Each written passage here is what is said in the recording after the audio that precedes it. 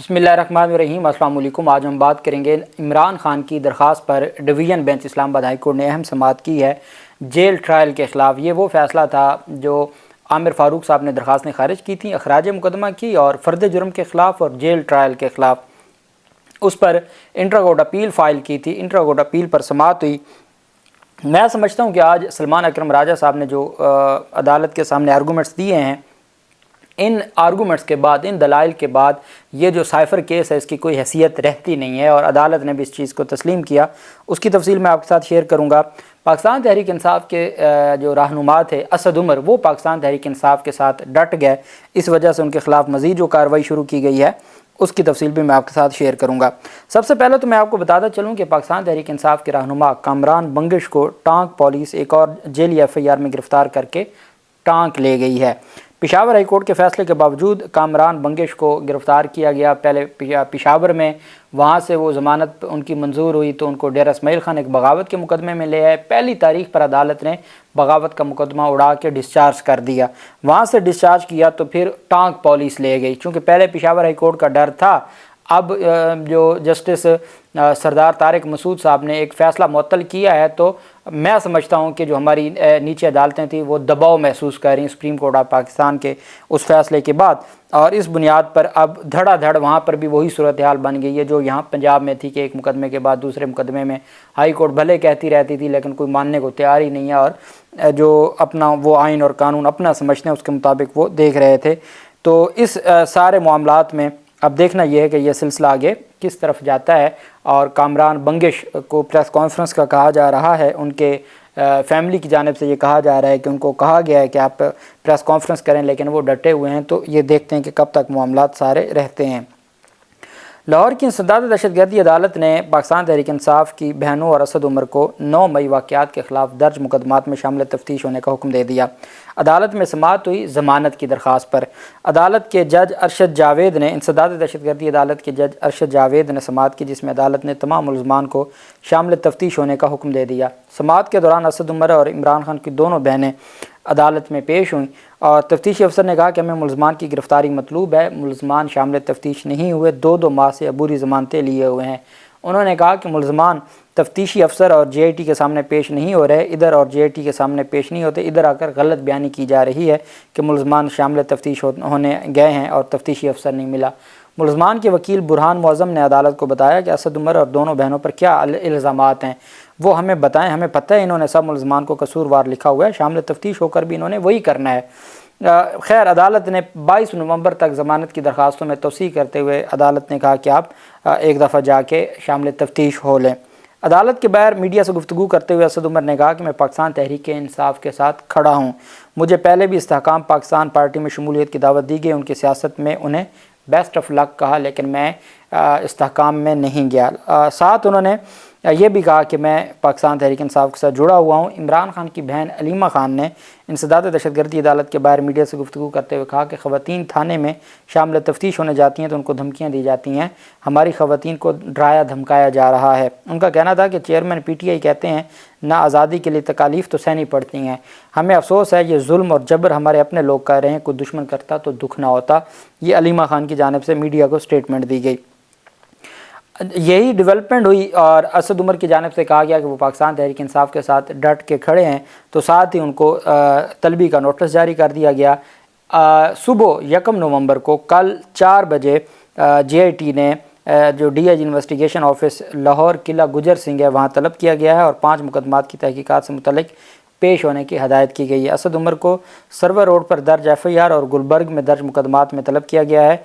Asad Umar JIT के सामने पेश होकर अपना बयान रिकॉर्ड करवाएं, ये अहकामात जारी किए गए हैं इनकी जानिब से, JIT की जानिब से, और कहा गया कि हर सूरत आप आएँ और अपने बयानात रिकॉर्ड करवाएं। अब ये एक दिलचस्प सूरत हाल इस वजह से भी है कि एक तरफ कहते हैं कि मुकम्मल हो चुकी है तफ्तीश, दूसरी जानिब तफ्तीश मुकम्मल होने के बाद दूसरी जानिब दोबारा तफ्तीश के लिए बुलाया जाता है। जब चालान जमा हो गया तो चालान जमा होने के बाद मज़ीद अब क्या करना है और किस तरीके से इन चीज़ों को लेके चलना है, और ये एक सिलसिला है जो कहीं थम ही नहीं रहा, रुक ही नहीं रहा, और ये सिलसिला ऐसे ही चलता जा रहा है।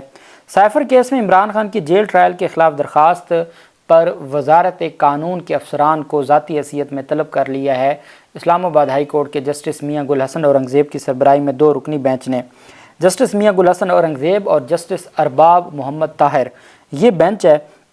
اسلام آباد ہائی کورٹ نے سائفر کیس میں عمران خان کی جیل ٹرائل کے خلاف درخواست پر وزارت قانون کے جوائنٹ سیکرٹری لیول کے افسر کو ذاتی حیثیت میں طلب کر لیا۔ اسلام آباد ہائی کورٹ کے جسٹس میاں گل حسن اور ارباب محمد طاہر پر مشتمل 2 رکنی بینچ نے سماعت کی۔ عمران خان کا جیل ٹرائل قانونی قرار دیے جانے کے سنگل بینچ کے فیصلے کے خلاف انٹر کورٹ اپیل پر سماعت ہوئی۔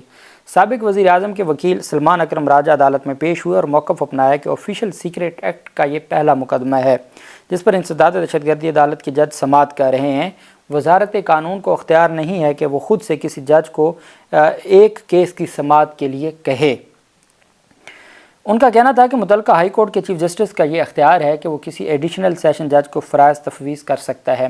وزارت قانون کیسے سینکڑوں ایڈیشنل سیشن ججز میں سے ایک جج کو یہ اختیار دے سکتی ہے؟ جسٹس میاں گل حسن نے استفسار کیا کہ آپ نے یہ بات اور یہ نکات سنگل بینچ کے سامنے نہیں اٹھائے، جس پر بیرسٹر سلمان اکرم راجہ نے کہا کہ ہم یہ درخواست سنگل بینچ کے سامنے رکھی تھی کہ جج کی تعیناتی غیر قانونی طور پر ہوئی ہے۔ اب وہ کیا کہتے ہیں کہ جناب سنگل بینچ تو ہماری بات سننے کو تیار ہی نہیں ہے، وہ تو فیصلہ جو ان کا آئین اور قانون کے مطابق اپنا مائنڈ ہے تو وہ اس کے مطابق ہی فیصلے کرتے ہیں۔ انہوں نے کہا کہ ہم خالصتاً، سلمان اکرم راجہ صاحب نے کہا کہ ہم خالصتاً قانون اور آئین کی بات کر رہے ہیں، یہی ہماری استدعا ہے۔ جج محمد بشیر کی مدت ملازمت میں توسیع کا معاملہ بھی ہمارے سامنے ہے۔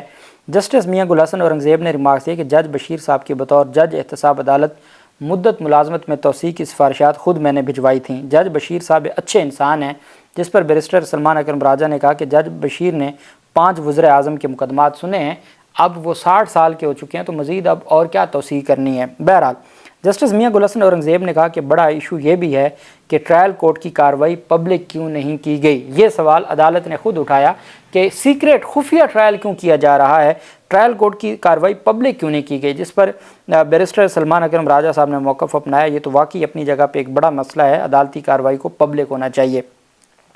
انہوں نے کہا کہ وزارت قانون کی جانب سے 2 نوٹیفیکیشنز جاری کیے گئے، دونوں نوٹیفیکیشنز کو عدالت میں چیلنج کیا گیا۔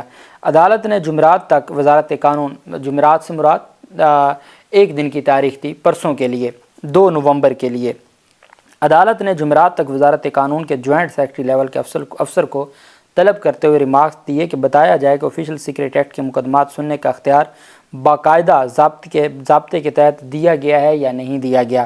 دوسری بات کہ یہ جو نوٹیفیکیشن آپ نے جاری کیا ہے کہ جیل ٹرائل ہوگا، اس کی قانونی حیثیت کیا ہے؟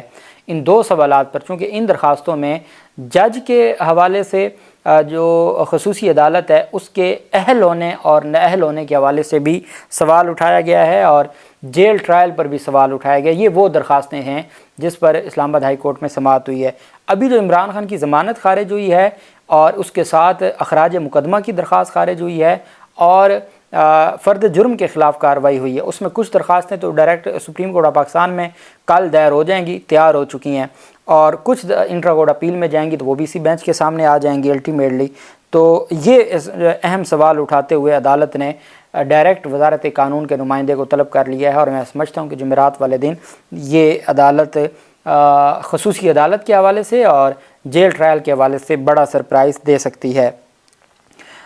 سلمان اکرم راجہ صاحب کی جانب سے گفتگو کرتے ہوئے کہا گیا کہ جج کا لگانا یہ حکومت کا اختیار نہیں ہے۔ سلمان اکرم راجہ صاحب نے کہا کہ اس کے لیے جو جج لگانا حکومت کا اختیار نہیں ہے، اس کے لیے چیف جسٹس سے مشاورت ضروری ہے۔